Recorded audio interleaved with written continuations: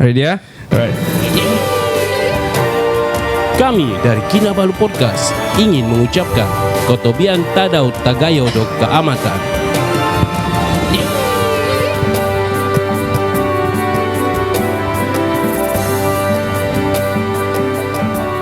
Baik, podcast ini dibawakan khas kepada anda oleh M3N, tenaga gaya dan keyakinan. M3N dapat memberikan anda tenaga ekstra sepanjang hari, membantu meningkatkan kualiti tidur dengan menyokong tahap hormon lelaki yang sihat. Ya, M3N ini hanyalah RM85 saja sebotol. Yes. Ya, boleh dapatkan diskaun sebanyak RM5 setiap pembelian dengan menggunakan kod Kinabalu. Ya. Semasa check out di website dan di WhatsApp. Ya. Layari laman web mereka di www.myluster.com.my. Untuk membeli sekarang, ikuti mereka di FB atau IG @m3n.kuasa. Boleh juga order melalui WhatsApp di 0175123401. Saya ulangi, 0175123401. Kita pangkis. Hoi.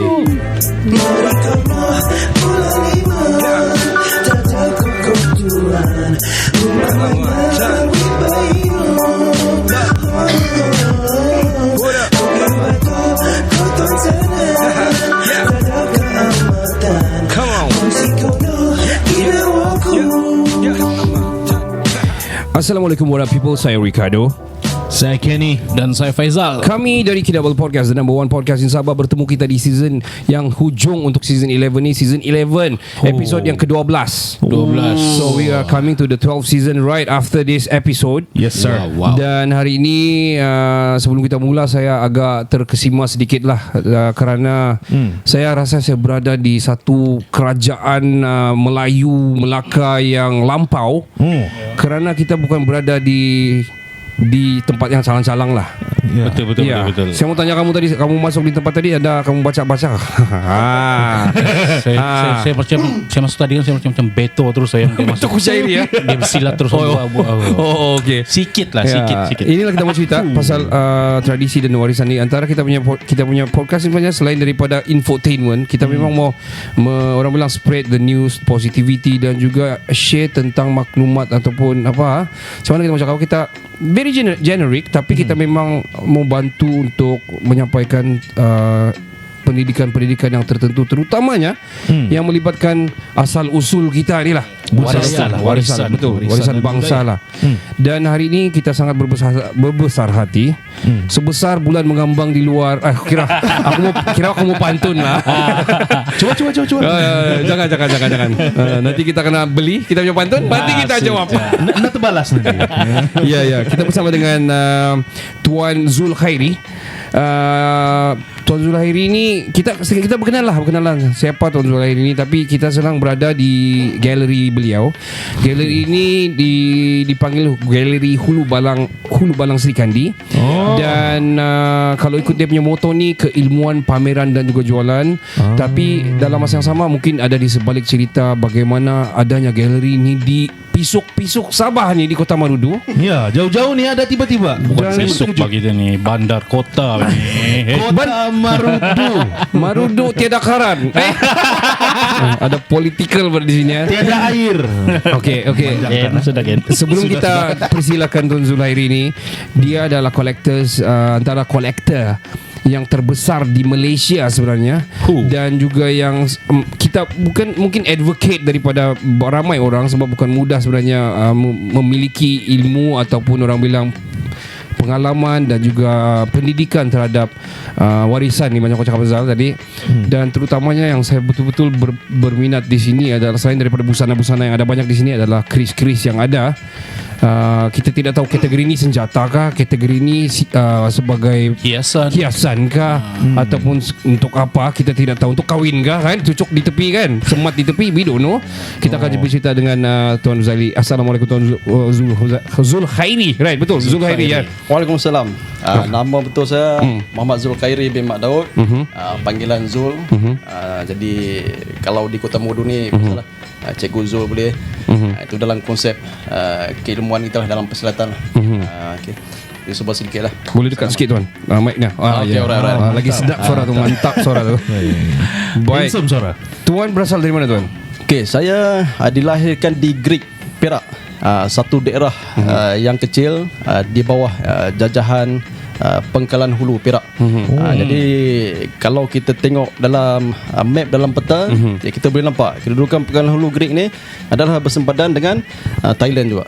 Oh, okey. Thailand. Oh, bila tuan sebut Greek tadi saya fikir Itali. Saya pun maaf tuan. saya pun hampir Itu adalah Greece. panggilan apa ni yang dipakai di Semenanjung lah. Greek. Greek. Gitu, Oi. Tapi kalau ikut sejarah dia macam dia pernah dijajah. Pandai-pandai ya. Yang penting dia senang pergi Thailand tu je lah.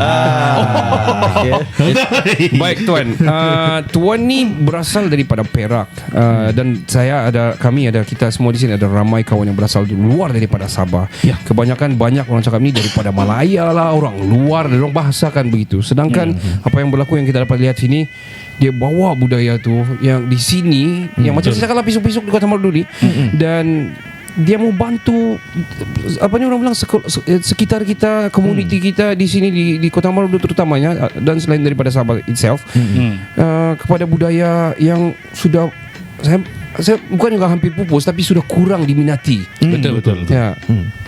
Tuan Zul, bagaimana tuan bermula ni? Macam mana kita mau intro ni? Sebab tuan ada busana, ada keris. Kita collectors lah, sebagai collectors dulu lah. Macam mana tuan bermula yang menyimpan keris ni? Oh, menyimpan. Salah tata bahasa aku. Okay. Adakah dari kecil? Okey begini. Dalam kalau kita tengok keris ini sebenarnya adalah satu senjata. Tapi kalau kita menyebut perkataan senjata akan berlaku satu perasaan ngeri, takut. Okay, jadi kalau menyebut keris kita kena merujuk kepada perkara-perkara terdahulu. Maksudnya asal usul dahulu. Jadi zaman-zaman dahulu keris ini adalah satu pakaian diri yang boleh membezakan sesuatu tahap, sesuatu bangsa tersebut. Dari segi tahap orang kata apa ni, kesultanan, golongan bangsawan, Kira kasta. Kasta. Okey. Sampailah ke bawah. Jadi sebelum tu saya perbetulkan sikit, saya bukannya kolektor terbesar di Malaysia. Okey. Antara. Saya ni kolektor biasa saja. Kampung-kampung merendah diri betul. Tapi Orang di Sabah ni tapi di kampung-kampung Sabah kolektif terbesar lah kalau di Sabah. Di Sabah confirm. Oh baik okey. Jadi kalau dalam perkrisan macam mana saya bermula, sebenarnya nenek moyang saya dulu saya berasal daripada Melayu Patani. Okey. Jadi nenek moyang masuk ke negeri Perak masa tu zaman pemerintahan Siam. Kan? Jadi masa tu Thailand lah. Zaman pemerintahan dulu. Jadi Pangkalan Hulu Greek ni di bawah jajahan Siam dipanggil salah sebuah negeri Melayu waktu tu, negeri Reman. Okey. Sekarang negeri Reman ni adalah di bawah negeri Perak tapi adalah bertukar kepada daerah Pangkalan Hulu. Okey. Dulu dia adalah jajahan. So macam saya tadi, kita kena berbalik kepada sejarah asal kita. Jadi naluri untuk menyimpan senjata ataupun kita panggil warisan pusaka ni dia terjadi sejak turun temurun.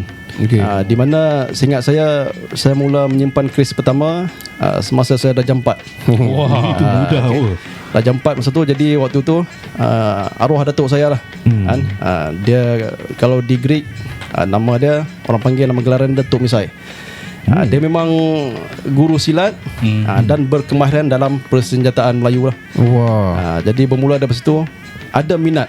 Walaupun kita cakap minat ni boleh dipupuk, tapi bagi saya tidak dipupuk kalau naluri situ tak menjadi kepada diri kita sendiri lah. Itu asal dia bermula. Asal dia. Jadi start daripada jam 4 tu sampai sekarang. Jadi mengumpul. Sekarang umur pun mau dah hampir 40 tahun, 40 lah kan?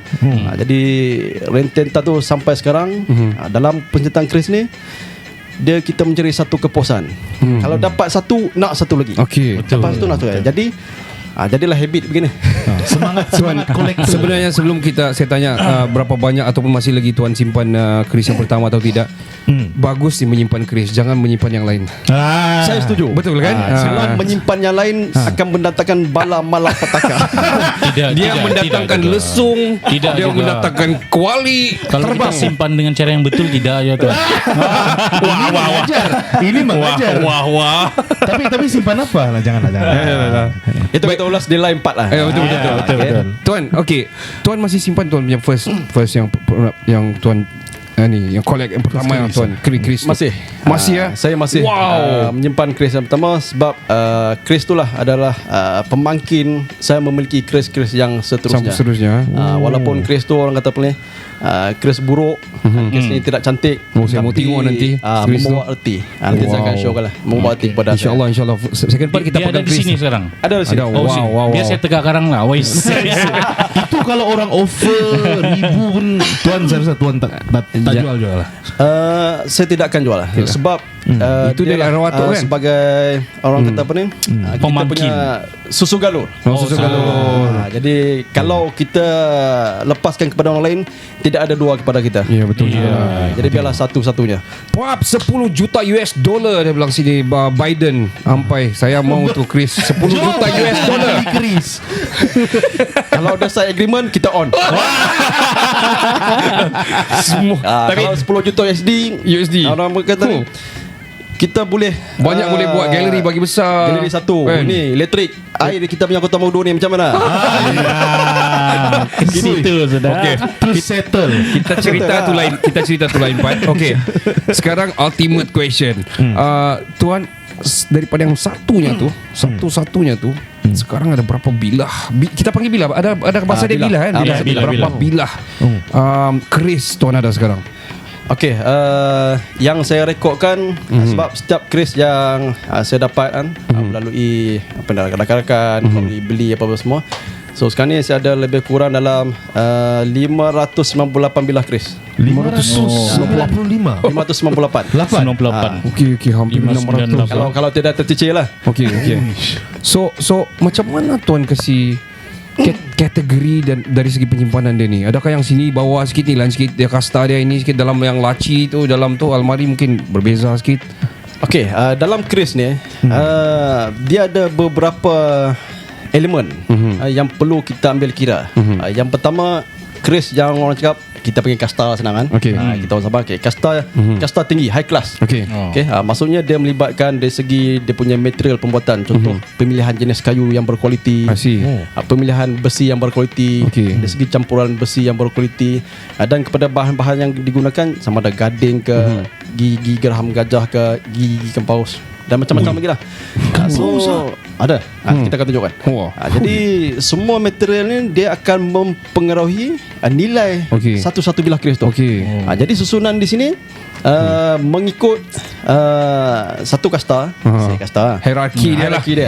Jadi lepas tu sampai daripada atas sampailah yang ke bawah. Okey. Susunan dia. Jadi yang susun di atas ni kira atas punya lah. Gitu. Tak juga. Tak juga. Yang mungkin dari kiri ke kanan. Yang dalam cermin ni, yang dalam cermin ni, ini kata apa ni, kasa-kasa tinggi lah. Kasa tinggi. Wah. Ini tidak boleh disentuh lah. Boleh disentuh juga. Boleh. Tapi dengan pemerhatian. I see you. Ada CCTV. Sebab yang dalam cermin ni ada yang antik yang lama. Jadi ada yang orang kata apa ni, kita perlu mengekalkan dia punya keaslian, fizikal dia satu, takut rosak. Yang keduanya ada yang mengandungi racun. Sebab dia turun-temurun daripada bulan. Jadi kita tidak mau kata apa ni, salah kita punya handling lah. Jadi impact kita tidak mau gitu. Okey. Alright tuan. Ini masa sepanjang saya pergi sini tadi on the way, saya fikir kenapa kris ni, ini kembali kepada sejarah lah, ataupun kita tidak faham di konsep kris ni. Kenapa kris ni berbengkang bengkok? Ini dari tadi lagi. Kenapa tidak lurus? Kenapa tu tuan? Okey begini. Macam saya cakap mula tadi kan. Okey, kris ni dia melambangkan identiti sesuatu bangsa. Baik. Melambangkan identiti sesuatu tamadun. Sebab kalau kita mengenal kris ni secara fizikalnya, tidak kira daripada hulunya, daripada sarungnya sampailah ke bilah dan pendokoknya, kita akan nampak satu identiti sesuatu bangsa. Sama ada bangsa-bangsa yang sekarang, sebelum ni dan yang terdahulu. Jadi soalan kita umum sebenarnya, kenapa kris berbengkok gitu? Kalau kita bahasa Melayu ni kita panggil lok lah. Apa dia? Berlok. LUK ataupun LOK pun boleh. Lok tu maksudnya lengkok dia. Belok. Okey. Kris ni ada yang berlok, ada yang lurus. Okey. Itu nanti saya akan huraikan dengan lebih lanjut. Cuma untuk part awal ni, di Kota Mudu lah semula sebenarnya. Okey. Di Kota Mudu. Kenapa boleh adanya benda ni di Kota Mudu? Aha, yes. So kalau ikut saya bertugas di sini, Okey. jadi mencari rezeki di sini. Ya. Tapi keinginan untuk mengekalkan tradisi warisan ni meluap-luap. Okey. Jadi keris ni saya bawa daripada rumah saya daripada Semenanjung. Kita post lah dalam tempoh, sebab saya di Kota Mudu ni hampir 15 tahun. Okey. Jadi bukan lama. tempoh yang singkat. Ya. Jadi tempoh yang lama. Jadi sebab minat tu masih berterusan, saya bawa di sini. Jadi bila lama-lama di sini, saya pun aktif dalam persilatan. Dan kita pun tubuhkan kita punya kelab persilatan sendiri. Jadi bila kita ada ahli-ahli yang berminat dalam pembelajaran pusaka keris, di situlah saya dapat ilham. Bagus, kita buat satu galeri khas. Secara khususnya adalah benefit kepada muda-mudi di Kota Mudu. Betul. Secara umumnya di seluruh Sabah. Sebab saya rasa sebelum ni belum ada satu galeri khas dalam senjata pusaka keris yang orang boleh datang tengok, pegang, belajar. Betul. Dan sama-sama boleh memiliki sebagai orang kata apa ni, senjata peribadi lah. Begitu. Jadi So, dalam itu sebabnya boleh ada yang di Kota Marudu ni keris lah. Bagi aku effort yang sangat bagus dan sangat effort sebegini yang kita perlu ada. Terutamanya anak-anak muda kita sekarang ni, walaupun SEA Games baru-baru dapat gangsa kan, E-Games. Walaupun ya E-Games gangsa, tapi contohnya macam dari budaya kita lah, yang dusun ataupun KDM ni lah. Gong pun tiada sudah budak-budak yang buat, tiada yang sudah mengagung, yang bermain gong ataupun kulintangan. Jarang. Apalagi yang pembikinan parang yang betul-betul pidak ataupun yang jenis-jenis parang tertentu sudah tidak ada kan. Jadi ada tapi sikit. Ya, sudah sedikit. Sudah sangat kurang, dan minat dorang tu sukar mau ditarik semula. Dan mungkin podcast kita ini satu podcast yang cerita pasal keris di Malaysia. Probably we don't know. Maybe. Ya, dan bagi saya satu channel yang sangat bagus bagi yang pernah mendengar Kinabalu Podcast dan akan datang di TikTok dan sebagainya, untuk mungkin kalau berminat boleh mendalami lebih dari segi, bagi saya mungkin dari segi penyampaian orang-orang yang dulu-dulu ini mungkin kurang untuk menyampai ataupun kurang faham dengan dia punya sejarah. Dia suka beli saja, sekadar collect, tapi tidak memahami apa erti sebenar benda itu yang dorang collect itu. Jadi bagi aku effort yang begini kita perlu perbanyakkan sebenarnya, bukan saja dari segi keris ataupun dari segi busana dan kewarisan ini, tapi yang macam gong dan sebagainya lah. Betul. Gitu. Tapi ini saya tengok dia lebih kepada passion. Ini betul. boleh nampak dari segi dia apa yang dia collect ni, kepelbagaian dia ni boleh menampakkan tuan punya passion dan saya betul-betul kagum. Betul. Ya. Sekarang ni itu okey, keris ada berapa kategori ataupun ada beberapa part? Apa part yang tertentu tuan? Okey, secara asasnya dalam warisan pusaka keris ni dia ada 4 asas. Dari segi kita tengok secara fizikal luaran. Keris ni untuk lengkapnya dia mesti ada hulu ataupun kita panggil kepala dah lah. Sebagai contoh sini kan. Ini sebelah ni kan. Ini kepala. Macam-macam jenis. Ada kepala burung. Dia beratus jenis bergantung kepada negeri. Kedaerahan. Dan sesuatu bangsa itu sendiri. Jadi kalau macam dalam keris, kalau kita nak mengenal kepada fizikal dia, kita mesti mengenal kepada sejarah asal Nusantara. Sebab kalau di peringkat dunia, kalau orang kata Nusantara di mana, kita boleh cakap Malaysia. Termasuk Sabah Sarawak lah. Kemudian Indonesia, Singapura, Brunei, Thailand, Indonesia, Philippines, pada Filipin, Kemboja, Laos. Ini adalah rumpun Nusantara.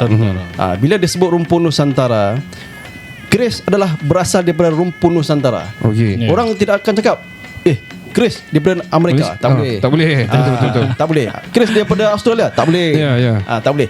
Jadi di rumpun Nusantara ni, pelbagai negara ada, pelbagai negeri ada, pelbagai daerah ada.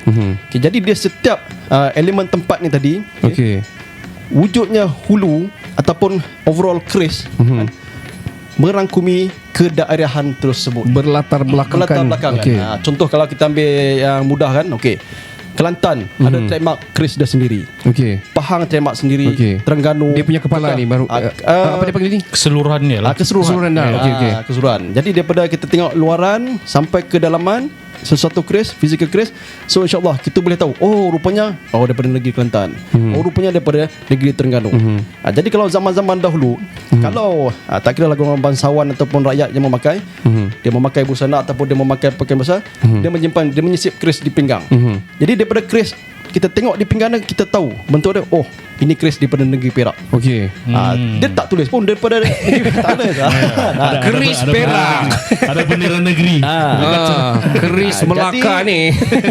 Orang boleh kenal identiti kris tersebut melalui pakaian adalah physical kris itu sendiri. see. Jadi benda ni perlu dibelajar dari masa ke semasa. Sebab tu dalam diri saya simpan yang first adalah keilmuan. Belajar, faham, mengerti. InsyaAllah kita akan boleh pergi ke next step dalam mengumpul, menyimpan senjata pusaka yang dinamakan kris. Dan juga tuan, kita sebenarnya tidak boleh claim keris ni daripada Malaysia kan?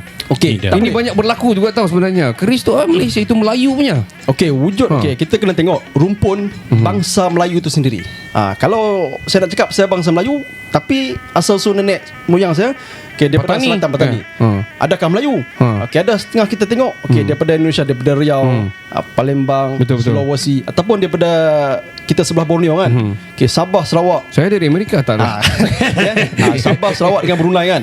Kalau kita tengok nama-nama yang diberikan, Raden, tapi tinggal di Brunei.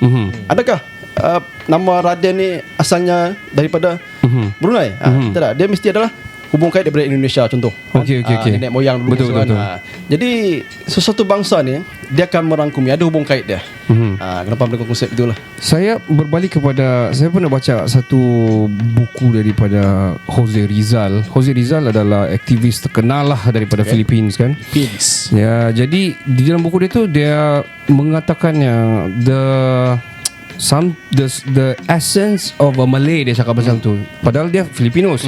So sebenarnya dia bercakap tentang Nusantara dan berbalik kepada sejarah Nusantara yang orang berhijrah, berkapal layar dan sebagainya, balik kepada orang panggil Metrolasia ataupun Melanesia. Jadi itulah dulu wujudnya Malaysia. Ada yang bercerita gitulah antara dia punya konon-kononnya macam mana Malaysia wujud dan macam mana Nusantara berlaku ni adalah daripada Melanesia. Jadi kita punya struktur muka hampir sama, struktur kulit hampir sama, kita punya ada juga pilih tangkap lah kalau di Sabah kan. tapi lebih kurang begitulah. Jadi maksudnya macam Chris Tamingsari pun bukannya kalau lah itu adalah legenda, itu adalah benar, itu pun daripada Indonesia, daripada kerajaan Majapahit. Jadi kita perlu betulkan lah pendengar semua di luar sana. Kita jangan claim lah, kalau boleh kita jangan terus claim. Itulah betul juga Tuan Zul cakap, kita perlu fahami dulu sebenarnya. Kalau boleh sebelum beli keris kan, kita faham, kita belajar dulu pasal keris. Instead of kita terus saya mau beli ni, tiba-tiba kau beli, saya berasal dari Perak kan. Padahal kau dari apa sama. Tapi tidak salahnya juga sebenarnya. Baik Tuan, saya mau tanya ni. Tadi Tuan ada cakap pasal asal usul dan sebagainya. Contoh lah yang saya nampak di sini ni, yang hidung panjang ni, maafkan saya kalau berhantu ke atau berapa saya takut, tapi yang hidung panjang ni adakah dia di Thailand ataupun di Indonesia atau macam mana ni kan? Okey, yang ni saya Ya betul yang ini. Okey, ni kita panggil hulu tajung. Tajung baik. Tajung Alright. Okey, tajung ni kajian dibuat, banyak input-input yang kita dapat. Setengahnya berasal daripada Indonesia dan setengahnya berasal daripada selatan Thailand. Okey. Kedua-duanya ni kita boleh katakan betul. Okey, tapi ukiran ataupun bentuk kepada setiap hulu ni mempengaruhi identiti asal di setiap negara, sama ada di Indonesia ataupun di Thailand. Sebab hulu tajung ni dia beradaptasi daripada cenok, coteng dan seterusnya kepada tajung lah. Sebab dia orang kata apa, dia berevolusi. Hulu tajung. Dia berevolusi. So ini kalau macam ni, ini dua tempat lah, lebih kurang dua tempat ni. Kalau kemelayuan, saya nampak ada yang buaya sana. Itu aduh macam ada buaya ni. Ini saya tengok sesuai untuk Kenny lah. Itu dari Saya Sarawak. tengok macam dia ada latar belakang kebuayaan sikit. Ni ngam dengan Ini apa, saya Tuan? ni. Buaya darat. Sorry. Okey, hulu keris ni dia ada hulu-hulu yang tradisi. Okey, baik. Hulu tradisi macam kita panggil hulu Jawa Demam. Kan anak ayam, pipit teleng. Okey. Selayar, macam-macam lah. Tapi ada beberapa hulu yang dibuat mengikut cita rasa tukang. Okey. Ataupun dibuat mengikut cita rasa orang yang mau macam mana. Order. Dia mau kepala naga, so tukang buat kepala naga. Dia mau kepala buaya pun boleh. Cuma dari segi Kepala lain jangan kan tuan. kepala lain kita kena simpan. Okey, teruskan tuan. Kalau maafkan saya. Jadi hulu ni ada yang dah tradisi, ada yang generasi baru. Baik. Jadi itu saja keilmuan. Okey. Sebab Chris ni kalau kita mau cerita 7 hari 7 malam pun dah habis cerita dah ni. Betul. Sebab dia terlampau cerita meluas. kepala pun dah pada habis. Sebab kepala pun berpuluh jenis di sini. Betul. Okay. Oh, so dia lebih kepada latar belakang asal usul dan permintaan order juga sebenarnya, dan juga ada juga yang macam tadi tuan cakap tadi, dia berasal mungkin daripada Indonesia dan juga Thailand. Tapi ukiran dia pula mungkin berasal daripada Malaysia, Kemelayuan, kita tidak tahu. Tapi tadi tuan ada cakap daripada Gading dan sebagainya. Ini saya terasa masa kecil pun kita terbaca yang daripada Gading Gajah dan sebagainya. Yang putih tu. Ya. Adakah betul ke itu tuan? Ini gading. Gading Ini gading gajah. Tapi itulah Lain macam kepala. kiri tuan. Oh, saya ingat dia macam ni. Ini pipit teling. Nama dia pipit teling. Pipit. Oh, ini pipit burung teling. pipit sebenarnya kan? Ya betul. Dia tengah teleng. Setiap hulu ni dia akan mewakili sesuatu makhluk haiwan lah. Okey. Dia biasanya haiwan, and then ada juga kepada flora fauna. Baik. Begitu. Contoh kita ambil macam ini. Ini gigi geraham gajah. Gigi geraham gajah. Ini Gajah punya gigi. sudah sanitize tuan. Oh, ini betul-betul gigra. Oh, tapi ini pipit teleng juga betul. Bukan, ini kita ini panggil pekaka. Pekaka tapi teleng juga. Kepala dia macam teleng. Dia konsep asas binaan dia sama. Semua Cuma akan bentuk dia itu yang diolah mengikut bangsa, budaya dan ketamadunan sebelum-sebelum ni. dan juga saya Gading gajah. Gigi gajah. gigi geraham gajah. Yang ni Ini dia. ni cantik colour ini gigi paus, gigi ikan. Ikan paus. Gigi ikan paus. Saya tidak pernah sentuh ikan paus. Ini pertama kali saya sentuh part daripada ikan paus sebenarnya. Tapi ini motif kira Ini motif ayam jantan. Ada motif bunuh nuri. Oh ya, burung nuri. Sembarang. Ya, burung nuri betul-betul tengok parrot. Ya. Wow.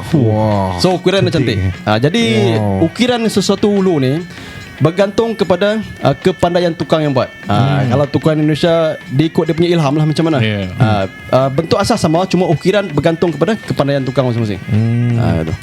Well, kita akan continue kepada kepala-kepala lain selepas ini. We gonna take a short break. Of course, penaja kami pada podcast kali ini adalah M3N, tenaga gaya dan keyakinan. M3N dapat memberikan anda tenaga ekstra sepanjang hari, membantu meningkatkan kualiti tidur dengan menyokong tahap hormon lelaki yang sihat. M3N ini suplemen yang kami sudah cuba dengan Kenny pun tengah konsum, sangat-sangat bagus. RM85 sahaja per botol. Sadap. Iya, dapatkan diskaun sebanyak RM5 setiap pembelian dengan menggunakan kod Kinabalu semasa check out di website dan di WhatsApp. Betul.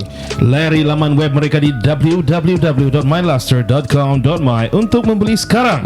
Boleh ikuti mereka di FB atau IG @m3n.kuasa dan order melalui WhatsApp mereka di 017 512 3401. Saya ulangi, 017 512 3401. Baik, jangan ke mana-mana, kita akan kembali selepas ini. Hey guys, me Danny Shufian. You are listening to Kinabalu Podcast, the number one podcast in Sabah.